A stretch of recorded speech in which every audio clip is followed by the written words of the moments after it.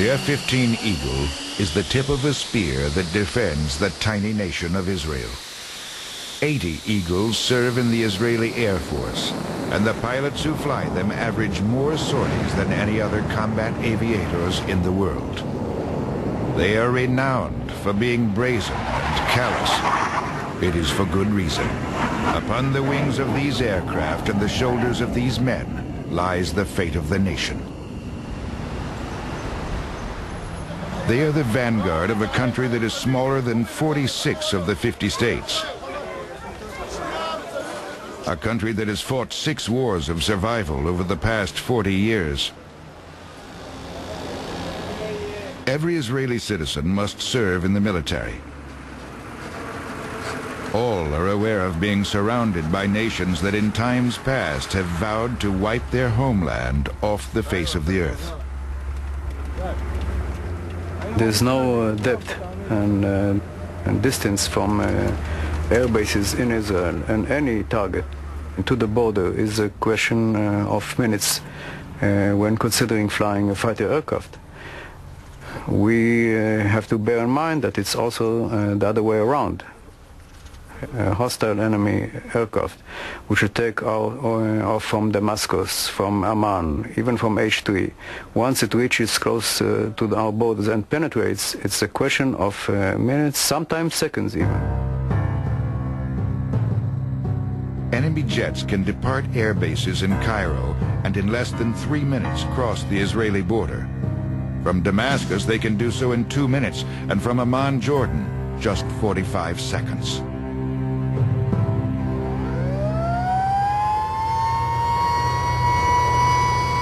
Every inch of land here has a settlement, a village, a town, and we have to defend the population. Therefore, we prefer, if it's possible, to fight all the wars outside the Israeli borders. That's the philosophy, and until today, we kept to that.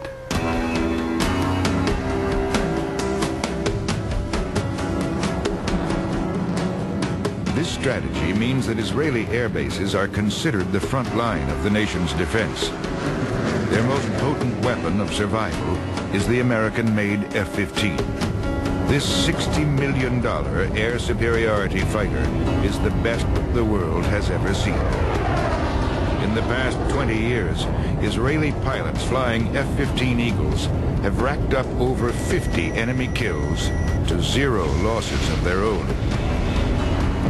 No other pilot-aircraft coupling in modern history can even approach this. Financial constraints and the confines of Middle East airspace create a unique set of parameters for IAF warplanes.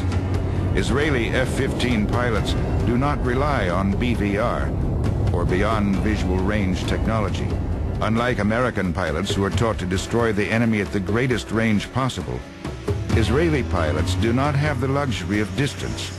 Instead, they are taught they must obtain visual contact before engaging.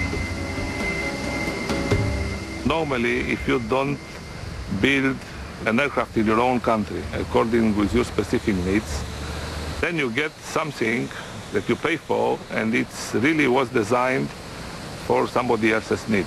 Even if it's a very advanced aircraft for a very advanced country, there are specific problems that you have to solve by yourself.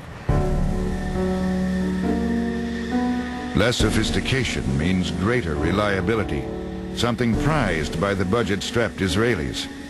Because of this, the IAF jet is really just a stripped-down version of the American F-15. The size of a World War II bomber, it is nearly a third titanium. Despite its bulk, the F-15 is one of the fastest combat aircraft ever built. With 2 Pratt & Whitney F-100 engines, the jet boasts a combined thrust of nearly 60,000 pounds and a top speed of 1,700 miles an hour. When on full afterburner, the Eagle consumes nearly 900 pounds of fuel a minute. F-15s first came to Israel in 1976, and because they arrived on the Sabbath, the government that bought them actually fell. When the first pilots were finally assigned to fly them, the weight of their obligation was clear. I remember when the first team came back from the United States, there was a new hospital building at that time in Haifa.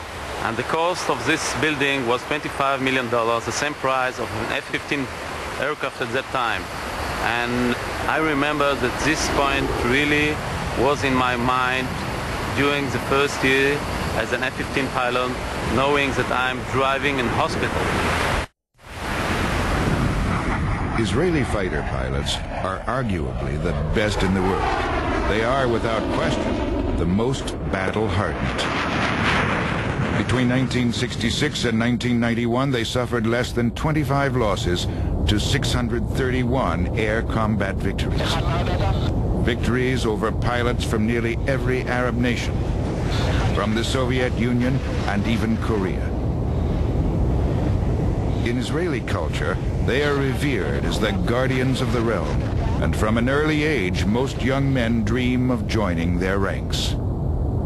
People are the most valuable asset of any organization. It has been said that human beings are the most sophisticated piece of machinery ever produced by an unskilled, by very willing labor force, but still it takes 18 years to bring one up to scratch.